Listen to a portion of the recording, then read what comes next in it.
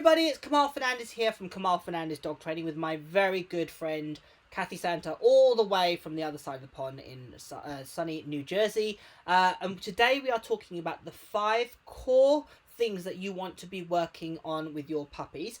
So I have a puppy, Kathy has a puppy, and we thought it would be a great conversation to have. So first off, how are you keeping? How are things stateside, and how are you managing? Things are moving along. I feel like there's about to be a break in the stay-in-place order. Yep. And getting life back to normal. Yep. Yeah, I'm glad that I have a puppy though. Yeah. Because it keeps me really busy. Yeah. My team is good. My students are good. Online is certainly helping fill that gap. Mm-hmm. And I think we're all practicing extra optimism these days. Yep. How about you guys? Yeah, we are very well, and again, we're still in lockdown, and at the moment it's for the foreseeable future, but we are managing certainly at home to keep busy. Between the dogs and between my daughter, etc., etc., we're getting by. So my online community have been amazing, really supportive, and really working hard. So that's been a great way for me personally to focus. Speaking of children, you have a little bit of a brag about one of yours having a little bit of good news. I thought that would be great. I do. My daughter just got accepted to vet school. Yay! So that means we have a vet in the family. Yay. Yeah, exactly. Yeah, because it's been a long time. I mean, even like the times I've been going over there, she's been working in the veterinary clinic, I should say, and helping out there and volunteering, and and been obviously at her mum's business. So it's a huge milestone for her, isn't it, to actually get that letter to say you're good to go, so to speak. You're in. All that. Yeah, and she's actually the youngest person in the class that she got accepted into. Wow. She's 21. And a lot of the people in that class are much older. So It's a little bit of an extra thumbs up to her for getting it done quickly. She's worked so hard. So that's huge, huge clap for her. And you must be incredible for you and Eric. And so it must be a massive, a huge moment of celebration. So well done. Yeah. Celebration. Now the hard work really starts. The hard work for her, and then the student loans. But no, that's great. So it was a nice thing to have happen during this time. Yeah. Because I'm for sure going to remember, that's going to be what I'm going to focus on. Yeah. 5 years from now, 10 years from now, we're going to say, remember when Lisa got into vet school? It was exactly. the best thing ever. Yeah. So, no, amazing. So, huge congratulations to her. So, I thought we would talk about some core things that we would focus on when we're rearing our puppies, and there's 5 key things that are most definitely at the top of our to-do list. Now, certainly for sports stuff that I focus on, there's other things that I would add to that melee, which are really sports specific, but for just getting my dog in the door, getting it into my family, and getting it to be a nice dog, these are the 5 go-to things that we would both focus on. Top of that list is Kathy? I would say socialization. Yep. Socialization with people and with the environment. And I had a puppy class the other day, and I was talking to them about the concept of wanting your dog to value novelty and newness. Because, your house looks the same probably years and years and years as you go on. You don't move a couch, you don't move things. And then when you do, sometimes dogs, especially the extra sensitive, they're like, oh my God, Val, oh my gosh, what happened?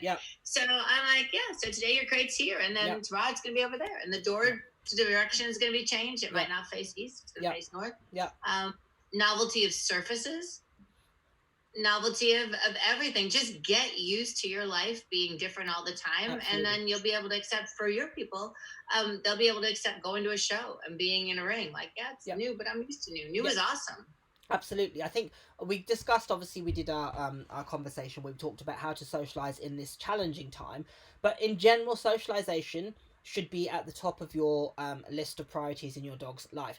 However, the caveat that I would add to that is make sure that the socialization is appropriate for your dog and for the lesson that you want your dog to have. So it isn't a case of taking your dog to the local dog park or the local training facility, let your puppy off, kumbaya, let it rehearse inappropriate behaviour. We don't want to develop rude puppies, obnoxious puppies, shy puppies, puppies that get bullied. We want to we want to condition our puppy to have good social skills, to meet other dogs appropriately, to understand how to be calm around other dogs, etc., etc. And that starts from, puppyhood. Now, with the current climate, you are restricted about that, but do not panic, because there is stacks, as Kathy said, that you can do within your own home to get your dog used to changes in the environment. dog-to-dog interaction, and just to qualify, Kathy's puppy class is online, just before anybody gets a panic there. You don't. If your puppy isn't necessarily meeting other dogs, don't panic about it at this point. There is plenty of time to do that as your dog gets older. And the key thing to remember about socialization is it isn't just we do it for 6 weeks and that's it. It has to be continual. So you can revisit that. And it's a great thing if you have some core skills, which we'll go on to in a moment, in place before your dog meets other dogs anyway. So that don't panic about it. That's the big thing. Just work on your dog's focus for you, work on some impulse control, etc, etc. And when you go to meet other dogs or introduce other dogs, you're going to have great skills in place to make that meeting more beneficial to you and the dog. I was thinking about how people don't realize their puppy grabs a pattern so fast, and they can become just stuck in it. And one of the things I've been doing, besides taking my puppy out through different doors, I'm also like, I have a crate. It's one of those crash proof, amazing, super heavy crates. And it's in the back seat, properly tethered. So she jumps in behind the passenger seat and gets in. So the other day I just moved it. Now the door is behind the driver's side seat. And so I was like, let's go. And I opened the driver's side door, and she kept trying to go around the car. She's like, no, it's over here. I'm like, no, it's over here now. But it hadn't been that way for more than maybe 2 weeks. And she was dead certain that that's the way it's going to go. And I do that with walks. When I take training places, we went left yesterday, we're going to go right today. I just feel like she's a dog who's going to want a pattern. And I think that'll happen in training as well. Like, oh, we always do sit down, stand. Oh no, today we're doing stand and then back up. So I really am telling people, if you can have that social interaction as much as you want, at least do it in your environment and get the dog used to change. Absolutely. Change is a good thing for puppies, and you know, subtle changes like that just make them review the environment, review the situation, and gives them a little bit of things to think about, and maybe possibly make them a little bit uncomfortable. Nothing beyond their ability to cope with, but that teaches them to read situations, take a step back, digest the information, and then be able to cope with it, which is great for when normality resumes and we are back out and about. All right. So second key skill that is absolutely on our to-do list is one that Kathy's puppy Ray demonstrated so beautifully, which is a very sound and solid, Kathy? Recall, absolutely. When I say come back. Recall, irrespective of the distraction, irrespective of this environment, irrespective of anything within that situation. You want your dog to understand, come back when called on a cue, whether it be the dog's name or in this instance a sound. The dog must respond under any circumstances, because not only is it life-saving, again, a mantra by a good friend of mine, Susan Garrett, is a recall is a reflection of your relationship with your dog. How that dog responds when you call it is an indicator of what that dog sees of you. If the dog comes back or questions you, or comes back lackluster, or is hesitant, that's the dog clearly doesn't have enough value for you and the reinforcement that you could potentially provide them. So it's really, really important that you invest in your recall. So I'm just going to show you. And how old is Ray now? 12 weeks? She'll be 6 months, May 11th. Oh my gosh, wow, that's flown. Wow. I know. I have a video, I should have sent it to you, of her chasing a herd of deer. Okay. And being like 20 feet behind. You saw that. I sent that to you, I think maybe a while ago. Chasing the deer, and I'm like, oh dear. Yeah. I pull out my whistle and see if this thing still works. And it did. It's reflexive in her to come back. So she, in this video, that was this morning, she's chasing a robin. She's a golden retriever, and so she likes birds. So I'm like, we'll film it. Okay, cool. I'm going to just change screens. Bear with me 1 second. Let's pull that up. Okay, so really short clip. Let's find the play button. There we go. Look at that head whip. 100 miles per hour, bright-eyed bushy tail, absolutely beautiful. Let's just watch that again. I didn't see it on my screen, so you're showing. I don't see that, but we'll see it when it plays back. I can. 1 second, Kathy. Yeah, it'll play back, so I will. The people when they watch will be able to see that cut in anyway. So just to go over how that was an absolute excellent example of a recall. The dog spat on a sixpence, come tearing back 100 miles per hour away from a distraction, which for that particular dog is incredibly tempting, being of the breed that she is and her instinct. And you know when you hear people say, "Oh, it's this type of dog; it can't ignore that distraction." It's down to dog training and making sure that you invest in your dog's recall. So, for example, things like restrained recalls: have a second person hold your dog, run away, call your puppy. If you don't have anybody to train with, use a harness or a long line. Use it as a pulley. So put it around a tree, around a rugby post or a football post or a lamp post, whatever, or even thread it through a fence so it acts like a pulley. Run away, call your dog, release your dog, reward the dog when it comes back to you. Again, that's a great way to teach restraint recalls. You can also do name response games where you throw a treat out, your puppy runs off and gets the treat. Call the puppy back, throw a treat in the other direction, and before you know it, they'll be whipping backwards and forth. Intermittently incorporate a collar grab and feed the puppy so that you are conditioning the puppy to come back to you and not just run past you. Another example of a recall game. Any recall games you've got, Kathy? I love all of them. When you throw it and say, get it, and then you say their name and they come back. And I play those games two ways. I'll throw the cookie and, throw it past me back and forth. And then when I say their name, sometimes I run and sometimes I stand still. Good, because I think there's a lot of value in the puppy knowing that he doesn't have to see you run to still come to you. Because what if you're like standing in the doorway of the house? You can't run. Right? Or you're sitting in a chair, or maybe you're injured and you can't run. So I think there's value to seeing you run, but I also think there's value in not seeing you run. The other thing I would say is I've never not given her something high value when she's come to me. So if she's almost 6 months, I've had her 4 months. I got her when she was 8 weeks old, and never, ever, ever has this dog come to me and not thought that was the best decision I ever made. Yeah, good. And I do a combination. Sometimes it's food, sometimes it's toys, sometimes I fall on the ground and she lays on me. And I give her a butt scratch. But her decision to come is almost reflexive now, as you can see it in that video, because she is 100% certain that coming to me is better than anything else in the environment. And so it's interesting because she's rolling into adolescence. And as you know, adolescence is a time where puppies might decide to do other things that you're not as fun or cool.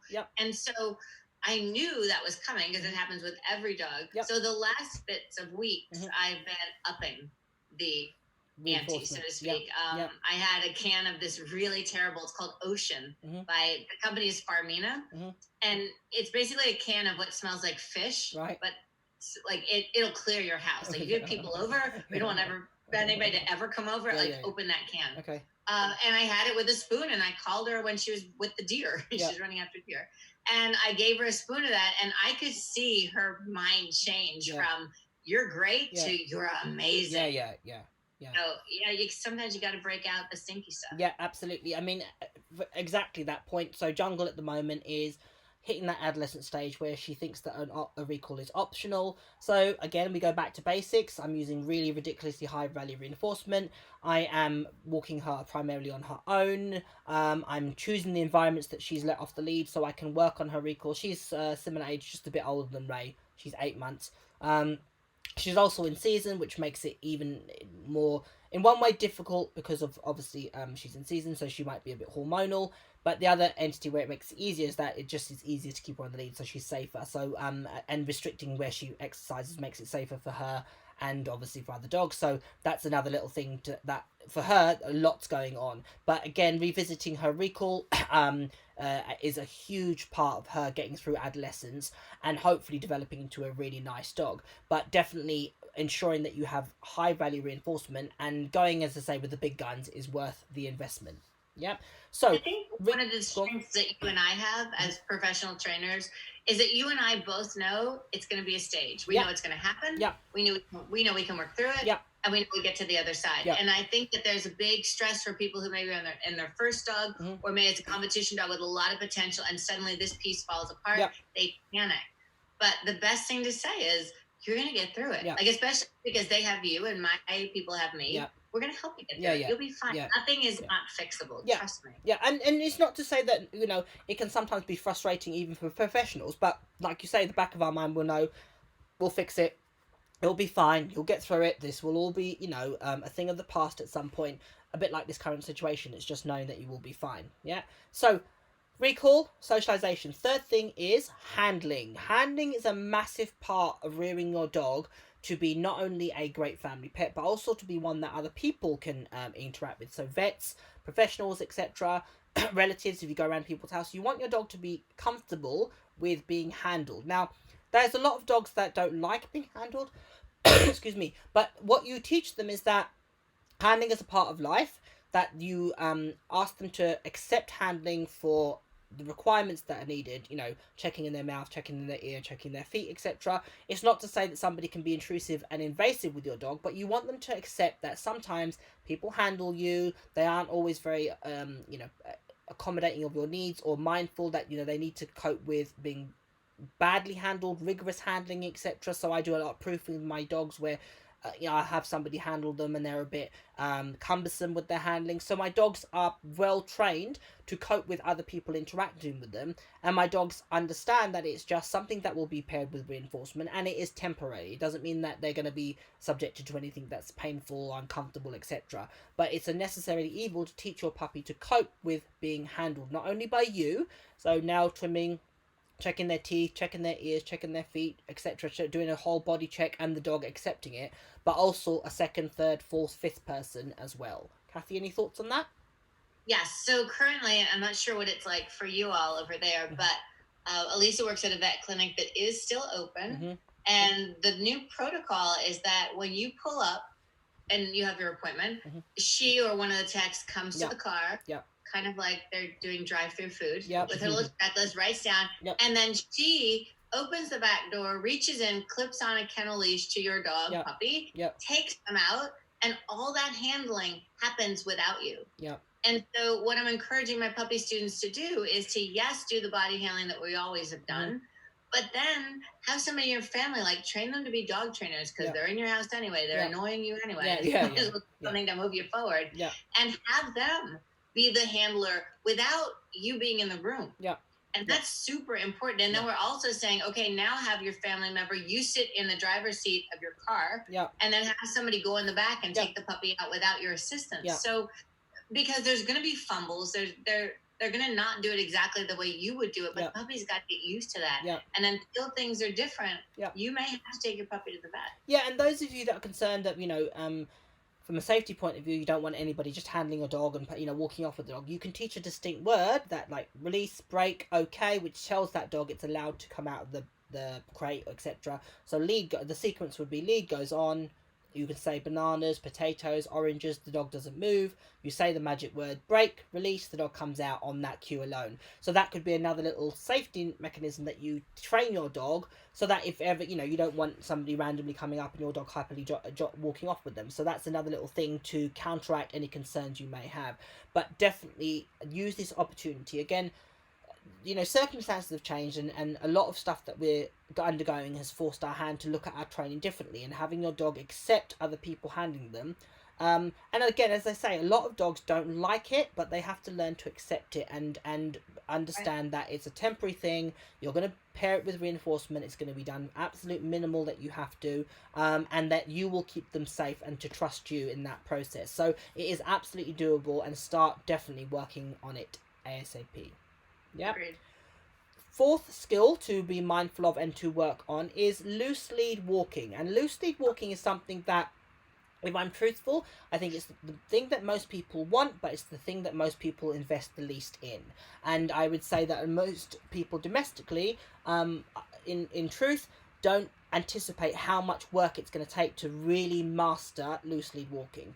The thing about loose lead walking is that you have to be ultra committed to getting it trained and for it to be effective.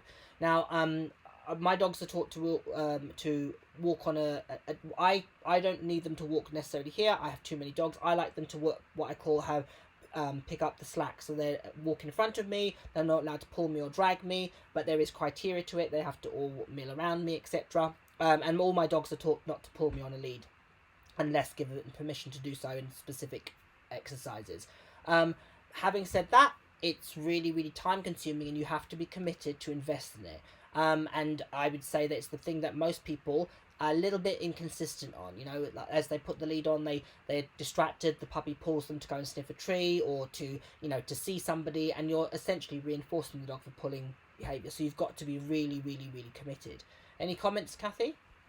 Oh yeah, I think that's the big one. The self-awareness is just not there. And I get it, right? Because they're like, oh, my puppy has to pee, so he pulled me to the tree, and he had to pee, so he should pull me to the tree. And I say, but they don't understand why it's okay to pull you to that tree, but not to that dog, not to that person. So I'm big on carrying puppies to their potty spot in the yard, in the front or the back, right? So I carry them, I put them down, and then I say, okay, hurry up, go potty or whatever.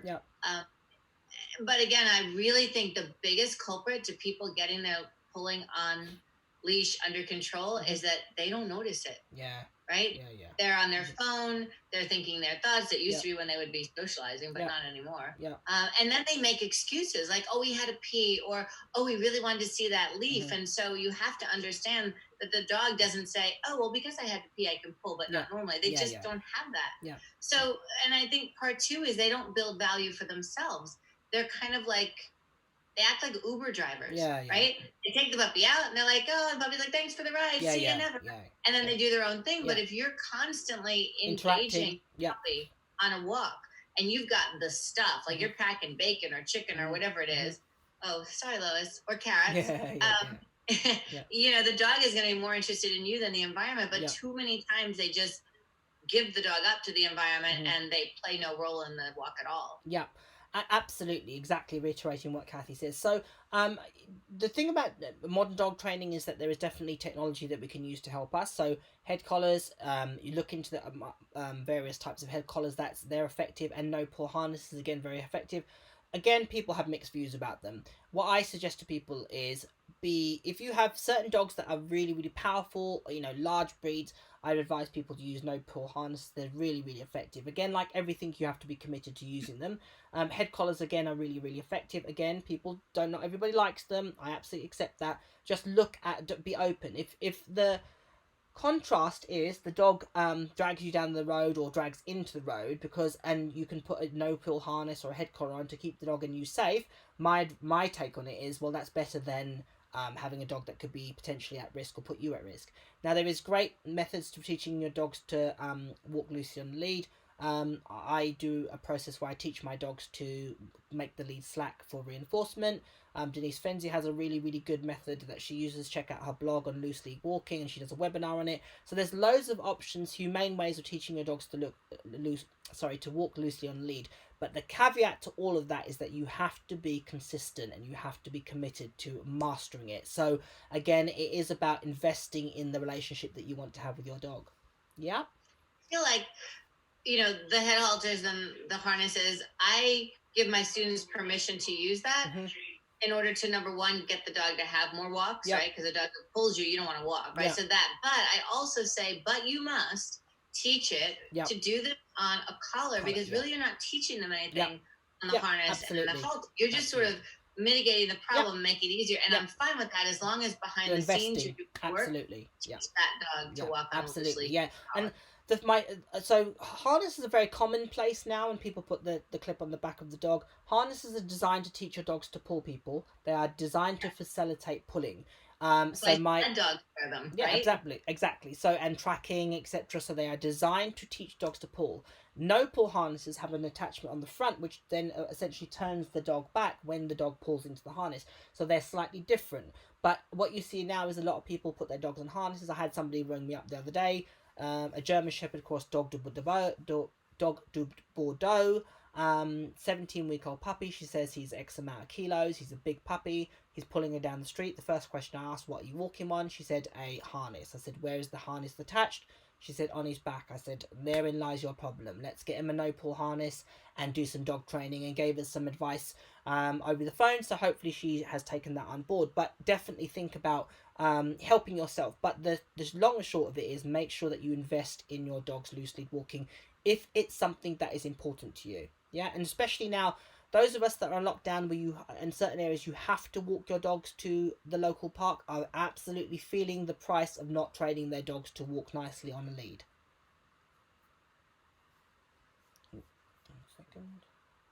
All right, you froze for a second. I got your back. Okay, that you froze well. Okay, and I cool. can't think of a reason you wouldn't want to do this. I mean, I think even if you live on acreage, Yeah.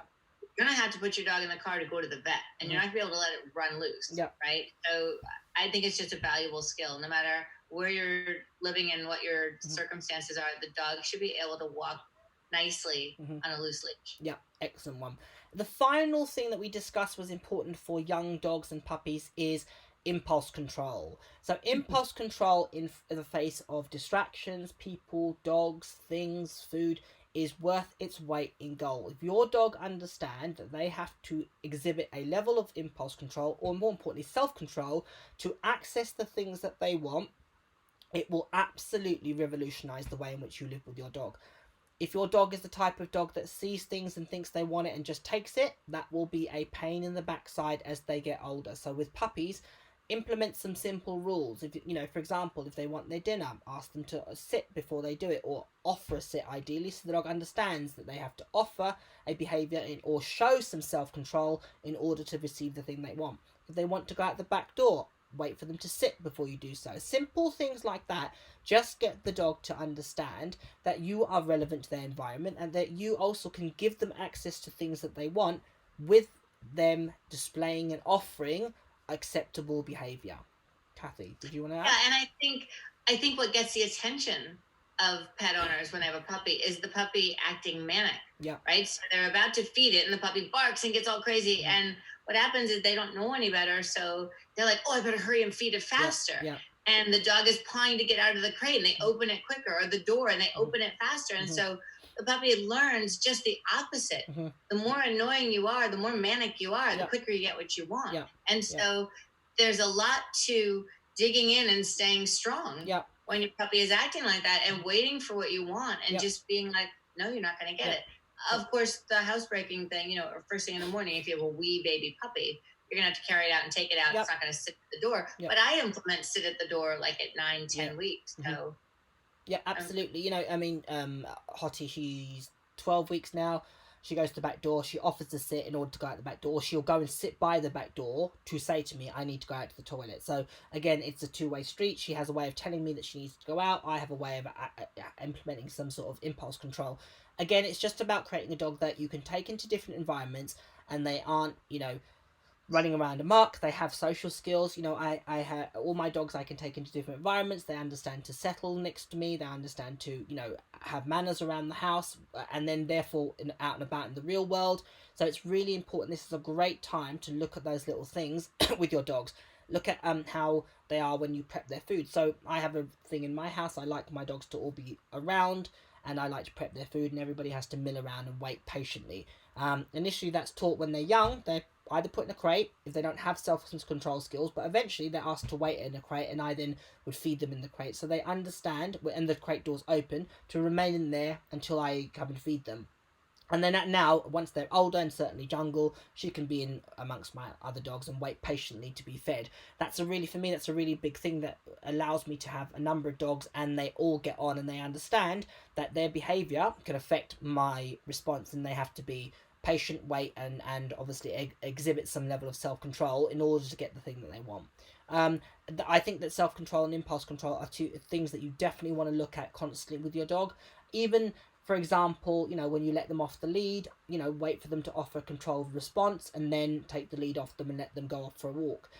Again, because that stuff's going to help you when you meet other dogs and you meet other people throughout life. And what I tell my puppy people is, when you have a puppy, like you get your little 8-week-old puppy today, or when it's born, in a year, it turns into an adult. So that means in that year, you're going from infancy, toddler, preteen, teen, adult, like you're getting all of it. And that's hormonal growth and mental growth and physical growth. And so they don't understand that their puppy isn't like this cup, right? So my amazing Starbucks cup full of English breakfast right there. So I could put this cup on the counter, and it'll be the same cup, a week from now, a month from now. and their puppies won't be. So they start off on impulse control, Mm-hmm. and they have 2 great weeks. They're like, my puppy is awesome, Yeah. and he gets it, right? And then 2 months later, they're like, what happened to Yeah, it? yeah, I'm like, yeah. did you practice it? Because Yeah. he's a different dog than he was there. Mm-hmm. So these are things that you have to nurture. It's Mm-hmm. like this garden. You can't just plant the seeds, water it, and you see them sprouting and then let it go. Yeah. Especially with the puppy stuff, Mm-hmm. you have to be on it all the time, because your puppy with impulse control today is going to be different 2, 3, 4 weeks from now, and Absolutely. certainly 2 months from now. Yeah, and I think the thing to also qualify is that yes, puppy rearing is sometimes hard work, and you have to be committed and you have to invest in them now to reap the benefits later on. You know, I've had numerous dogs over the years, and that first 12 months is really where the most of your life skills and you know, core training and foundations are laid, and that stuff will last the dog's lifetime and allow them to be well grounded, well adjusted, dogs that you want to live with, and they aren't problematic with big problematic behaviours. So definitely invest now to glean the benefits later on. So just to recap, 5 simple things that are on the top of our to-do list with our puppies. 1 is recall, 2 is socialization, number 3 is handling, number 4 is loose lead walking, and number 5 is impulse control. So 5 things that I would urge everybody to invest in their puppy ASAP. Kathy, any other final comments? You have the time. Now is the time to get a plan going. Yeah. Lay it out, all the things you want to get done, and then chip away at it bit by bit. Excellent. Thank you very much, Kathy, for your insight and your time. Stay safe, look after yourself, and thank you for this conversation. All the best, and I'll see you next week. Yes, I'll see you then. Right, Take care. Cheers.